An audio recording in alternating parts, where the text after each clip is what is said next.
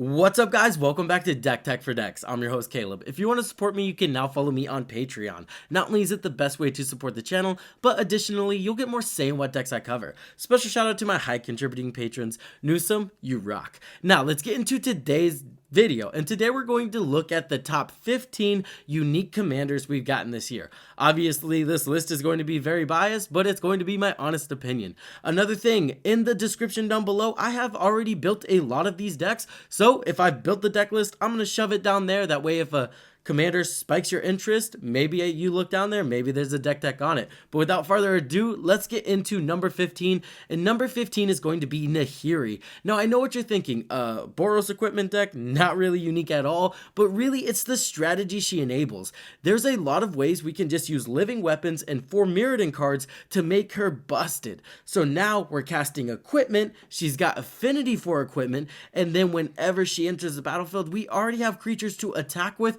to trigger her exile ability. And then the rest of the deck is just big equipment that you can just cheat into play and then equip her and then attack with a massive Nahiri. There also is a go wide strategy kind of in the deck using cards like Gimbal, because again we want to go wide as well, that way we can exile even more of our library. Moving on to number 14, we have Owen in blue, and tribal decks not really that unique, but the counter synergy or the counter strategy behind this deck is the fact that we can just attack the most broken counters on blue, and then all of our dinosaurs get those abilities is kind of busted, right? We can use Slippery Bog Bonder to give it hexproof counters. Now all of our dinosaurs have hexproof. That which was taken gives them a divinity counter, and then they have indestructible. There's even some cool stuff we can do with Oblivion Stone and wipe the entire board, leaving our board untouched. On top of that, you're just left with a really powerful deck, because it turns out giving all of your dinosaurs haste, which is one of the most impactful keywords in Commander, is just busted. So this deck's explosive. It gives us access to blue, so now we can play the cool blue dinosaurs. Nezahal, that's an amazing dinosaur. Not only does it protect itself, it's basically Rhystic Study on a giant body, and it's very abusable, very fun. Teamer dinosaurs, I never knew that I needed it, but now that I have it, I never want to play anything else, if that makes sense. Moving on, we're going to number 13, which is Yargle and Multani. Now, I don't know if you remembered when this card was spoiled, but everybody was like 18 power in the command zone. Vanilla creature, not even playable, not even going to be good. Which is not true at all. This card slaps. If it resolves, you can use some broken stuff like Selvala Heart of the Wilds or Ruthless Technomancer to add a ton of mana to your mana pool.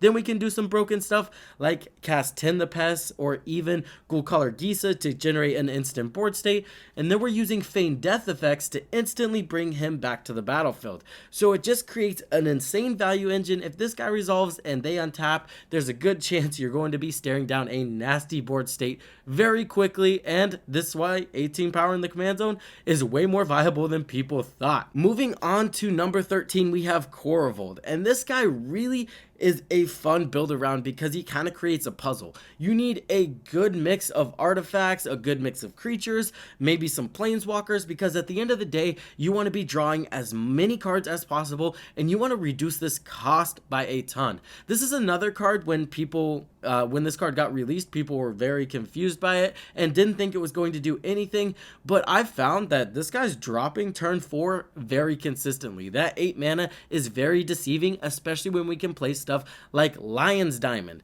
This card is garbage, but in this deck it's amazing. It's effectively 5 mana towards Korvold, because not only is it an artifact and creature, so you get 2 of the reduction, additionally you get 3 mana, and you don't even care that you discarded your hand. Sometimes that can even be an upside because it gives you more card types in your graveyard. So now you can easily do like a turn 3, turn 2 Korvold even if you have a Soul Ring turn 1, and that's going to start smashing face. Another thing that's really broken with this guy is Double Strike, because this is a combat trigger. So now you're going to get to draw cards on first strike damage and draw more cards on double strike damage, and he'll also be buffed up for that double strike damage. So I found that this guy can just start one-shotting people very quickly while you're drawing into the cards that you need. So we definitely threw Seize the Day in the deck, and honestly, it's one of the ways the deck just wins. It's pretty fun. Moving on to number 11, we have Henry Wu. And honestly, this guy was a really tough build around as well,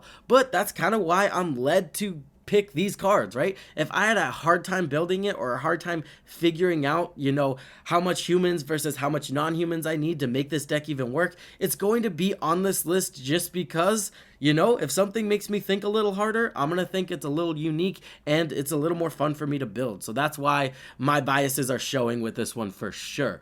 But honestly, once I figured out how much humans versus how much fodder I needed, this guy slaps.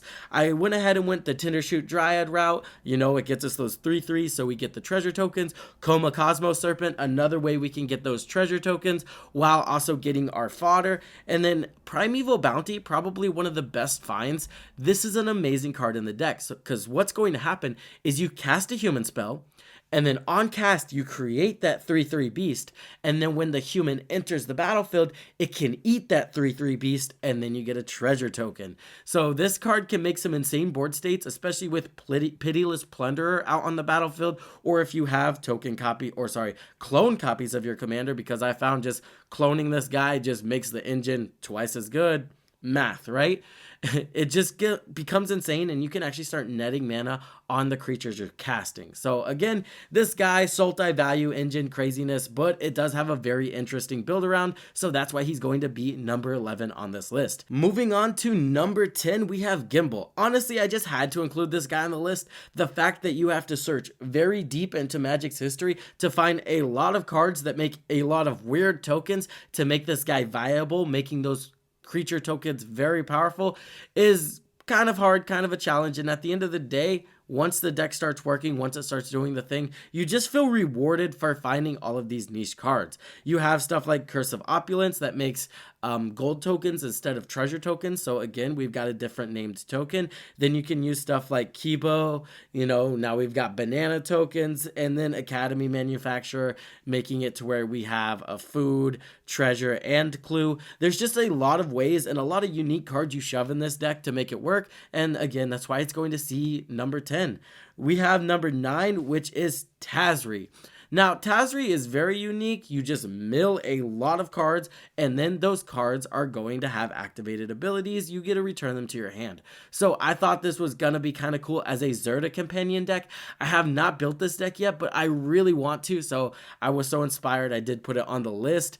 But basically, this is going to be some of the best activated abilities because we do have all 5 colors. So we can use stuff like Kennen to even dig deeper, getting us more creatures, and we are going to be reducing those activated abilities hard in this deck.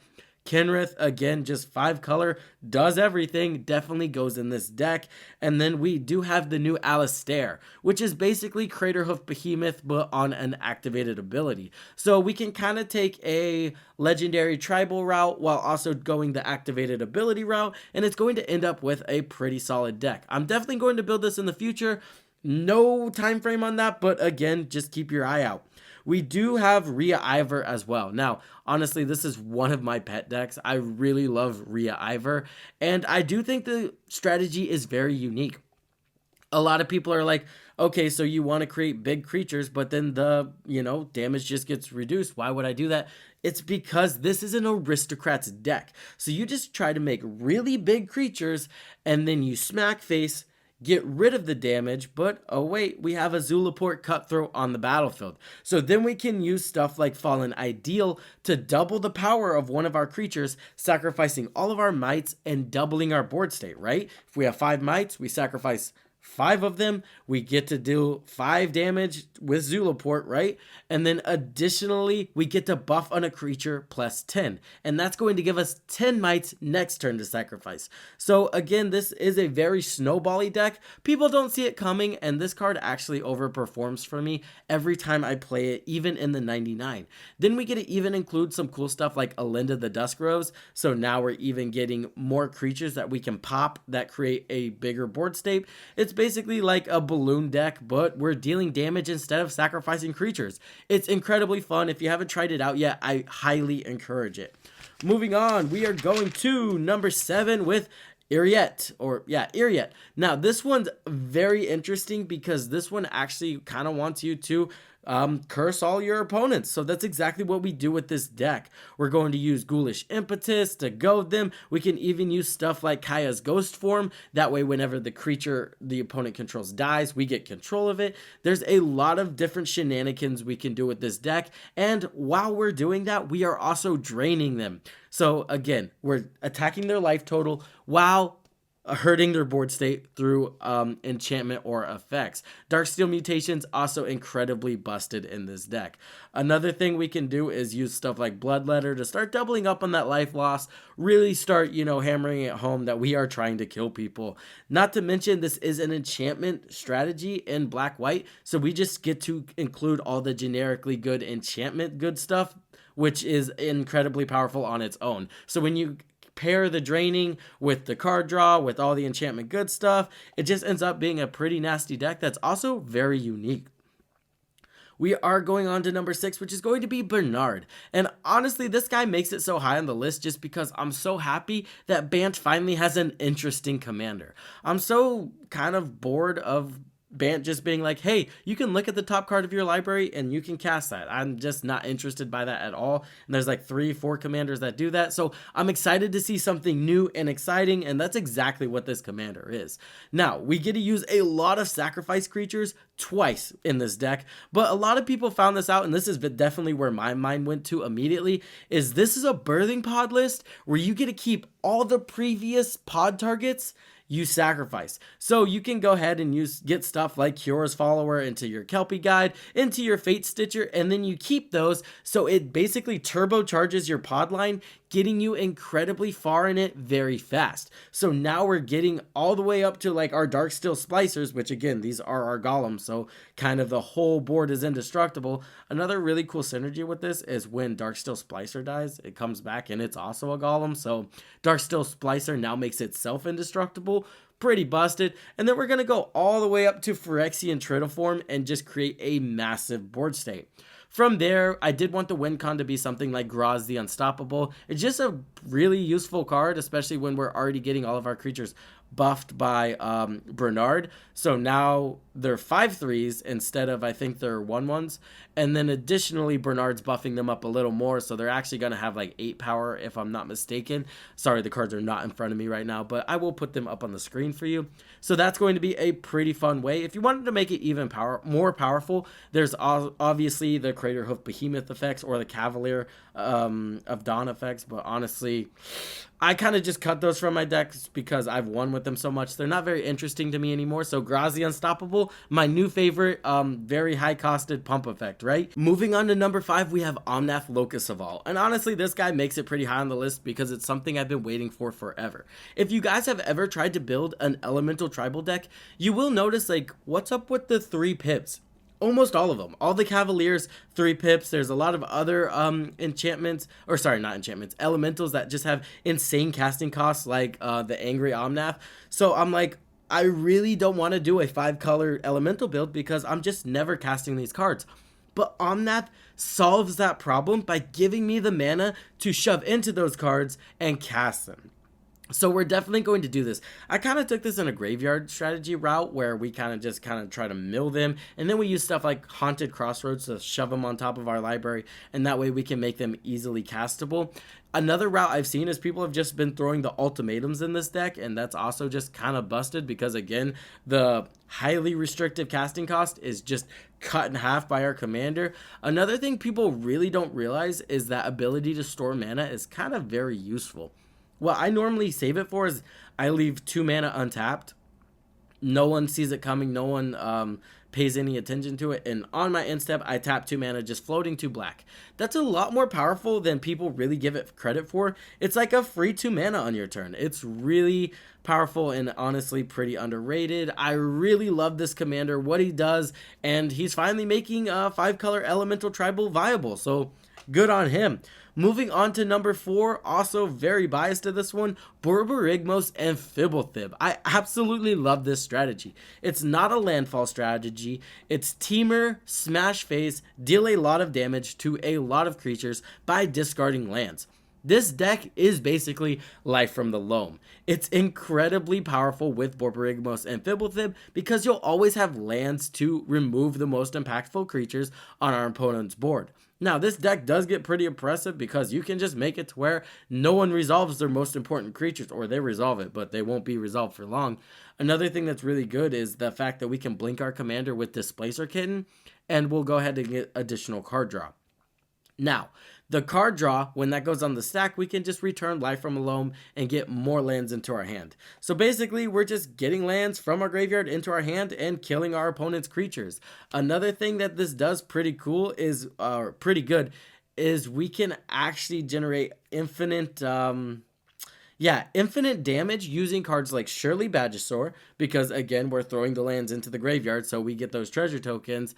We then need Slogurk to return those lands to our hand, and then we need a way to discard our lands, which is either our commander, but that doesn't deal damage to the face, so we're going to use Seismic Assault. So now we can discard the lands, or we can use the original Borrrigos, so those are kind of interchangeable there. So it's either the original Borrrigos or Seismic Assault, and then we're able to discard the lands, return them to our hand with Slogurk, and then we can recast Slogurk with the 3 treasure tokens generated from Shirley Badgesaur.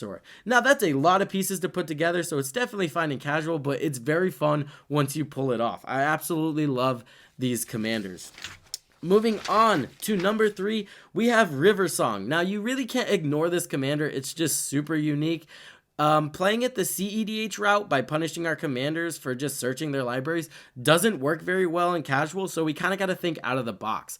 I went with a polymorph strategy, right? Since no one's ever messing with the top of our library and we're drawing from the bottom of our library, we can easily set up the polymorph targets on the top of our library and we will never draw into them. So now brainstorm effects become very powerful. We can take those giant cards like Niv Mizzet, put it on top of our library, then we polymorph into them, and we know for sure that we're going to get the creature we want. It's kind of cool just being able to set up the top cards of your library, knowing that you don't have to draw into them. So that's kind of a very unique strategy, and Riversong makes it possible. Moving on, we have Tetsun. I have played against this deck 3 times now, and every single time they proceed to just throw their entire library either in their graveyard or on the battlefield, and it's insane. This deck is just artifact cost reducers, trying to make those artifacts cost as little as possible, and then they just throw all the double-sided cards in there. It really doesn't matter what they are. There are some very impactful ones, like Azor's Gateway. Azor's Gateway, that's going to be incredibly powerful in this deck. So now we can slam Azor's Gateway, flip it, and then get a ton of mana. But 9 times out of 10, we're just looking for some double-faced cards to get value, and they're going to end the game with a Cyberdrive Awakener, just reanimating the entire board of these double-faced cards and swinging in for lethal. Again, this deck just generates a ton of value, but can kind of fall to the, trap of spinning its wheels and getting nowhere if you don't draw into your game ender. So just be prepared to watch 30 minutes turns and sometimes not get there. But like I said, if they do have that Cyberdrive Awakener, you are just dead to the blue Craterhoof Behemoth. Without further ado, our number 1 list goes to Omarthis. Now, this guy's absolutely insane. It's going to be a colorless modular deck. So the strategy is kind of very simple. All we do is play a bunch of modular stuff, a bunch of colorless stuff that puts counters on themselves, and then the goal is to make Omarthis as big as possible. Then we destroy him, sacrifice him any way possible, and manifest a ton of cards from the top of our library. After that, we definitely want to blink those cards instead of casting them, because you don't want to hard cast stuff like Blightsteel Colossus. We are running Graz the Unstoppable as well, and then additionally we are running Ugin, just some very expensive colorless cards that we can definitely get to. We can start hard casting these in a scenario where we get Forsaken Monument on the battlefield, or Karn. Karn's pretty good in this deck as well for just generating a ton of mana. I don't think I have to tell you guys, colorless decks do have the potential to generate a ton of mana very fastly. And then, but once you do manifest a ton of cards from the top of your library, you're going to use stuff like the Argosy to go ahead and crew it, and then you blink all of them, and then they will enter face up. So boom, you've got a Blightsteel out of nowhere, a Graz the Unstoppable out of nowhere, and you have a way to end the game. So it's a very fun commander, very unique. Your opponents are definitely not going to see it coming, and half the time, people don't even know what the commander does. They'll be like, what does that guy do again? Where does that come from? Because at the end of the day, he was very forgettable in a huge year of a ton of commanders. So guys, without further ado, I have a question for you. What's the most unique commander deck you've built this year? And the commander doesn't have to be unique. Maybe the deck's got a unique strategy, like the Indoraptor Dragon's Approach list I keep talking about and don't stop talking about. It's probably annoying at this point, but I'm just very proud of that list, and it's very unique for what the commander does. So again, I'm happy to hear what the most unique deck you've built this year. At the end of the day, I'm just a guy that loves building decks, and I love hearing about the decks other people build. So without further ado, guys, I hope you guys have an amazing New Year's.